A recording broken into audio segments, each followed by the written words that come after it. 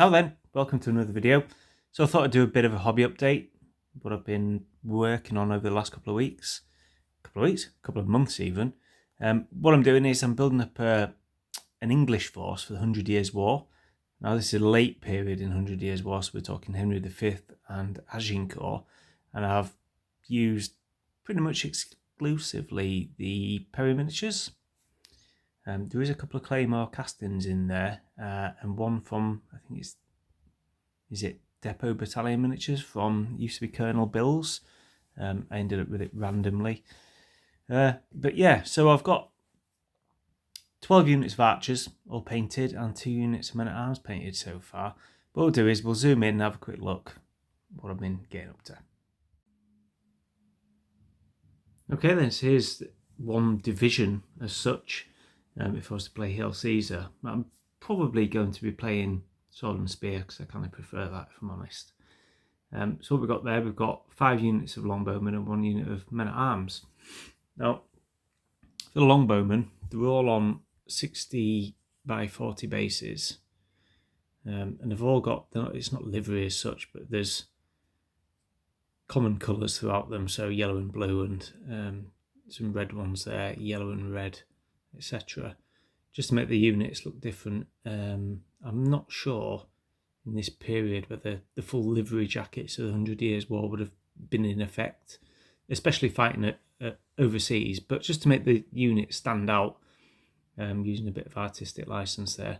So they're all Perry's, Perry plastics. There's a couple of metals in there as well. I think that guy there is a metal one, but they fit in pretty well, don't they? All the flags are from G&B.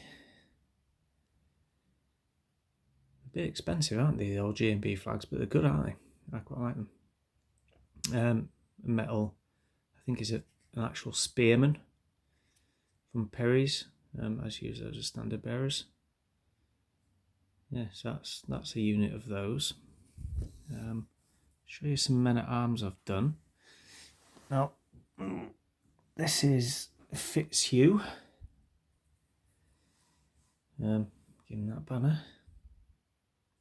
They probably shouldn't have all this livery and stuff on his surcoat as such, but it's really cool, isn't it? I quite like it, so yeah. There you go. The mix of the all Perry's on there is a mix of metal and plastics. Show you another base. Again, all 60 by 40s, but for the men-at-arms I've gone for 6 figures instead of 4. Again, there's a mix of metals and plastics on there as well. I think they're coming out quite nicely. Now the bases, it looks very dark, and what it is the AK Interactive Muddy Ground. I thought I'd give it a go.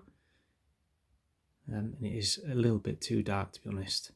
So what I'm going to have to do now is go back in, dry brush them a lighter brown, maybe another dry brush, maybe Iraqi sand or something like that, perhaps, on top of that, and then put the static grass and all the other things on there.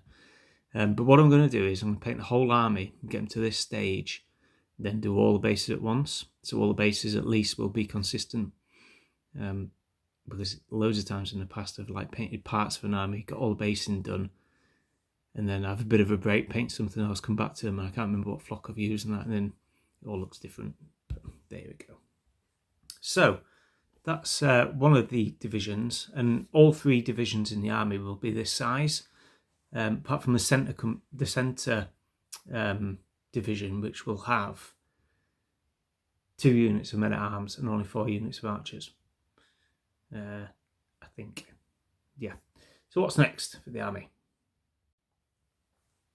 So next up for the army then, I've got another 2 units of men-at-arms that I'm going to be working on. Again, mixture of metals, some plastics there. These are all work in progress that I've just started. I've done 4, stuck them on the wrong base. Don't ask about that, I'll have in a moment. Some of them are, I believe this is Claymore castings, this guy. Pick these up from Colonel Bill's. They're in a random bag, so I think they're Claymore castings, but they'll fit in. There's another one here actually. This guy just has a little bit of variety, different figures mixed in there. So yeah, another 2 units of men at arms, and that's going to be, this one's Sir Thomas Dagworth, which is, I think he fought in an earlier period with, is it Edward III? I actually picked up the wrong flag. Yeah, never mind. I'll use it anyway.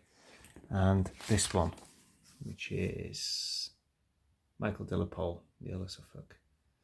So there's another 2 units of men at arms. And then after that, I've got the commanders. Just move this camera around. Try not to make you seasick. So I've got 4 commanders for the army. So I've got Henry V himself. All the figures there on a base. That's a large 80mm circle. And the rest are 60mm circles. So I've got Lord Camoy. Edward, Duke of York. And Thomas Eppingham, who was in charge of all the archers at Agincourt. So yeah, they'll be my 4 commanders. And that's about it, I think. I've got some more boxes of stuff there. But I'm thinking of maybe adding a couple of different types of units in. So at the moment, I've just got loads of archers and I've got men at arms. They're 2 different troop types, and that's it. So I was thinking maybe having some mounted longbowmen. And maybe some sort of hobblers or light cavalry types, if you know what I mean. I think they were called hobblers. Yeah, we'll go with that. And I think that's about it. That's about it for this army. So all told, I think I'll end up with about 20 odd units for this army. And then once this is done, I'm going to start working on the French to oppose them, which will probably be a much larger army and have loads of mounted knights, a lot more sort of foot troops, obviously no longbowmen, but I'll have some crossbows and things like that. So I'm looking forward to doing that as well. Getting really into the period. It is quite confusing. I find it confusing anyway, because all the lords, all the names, all the different heraldries, when one lord dies, his son takes his title, and it all gets a bit confusing. But I'm getting there, So that's what I've got done so far. I did mean to mention as well, I'm making stakes, archer stakes. So I've got 60 by 20 bases, and then on the Perry sprues you get all these plastic wooden stakes.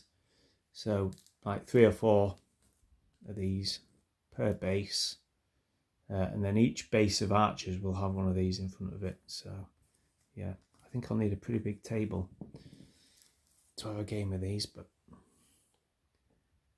yeah, really enjoying doing it. Well, I hope all your hobbies are going well. Any comments or feedback on these, really appreciate it. And as always, I'll speak to you next time. Bye bye.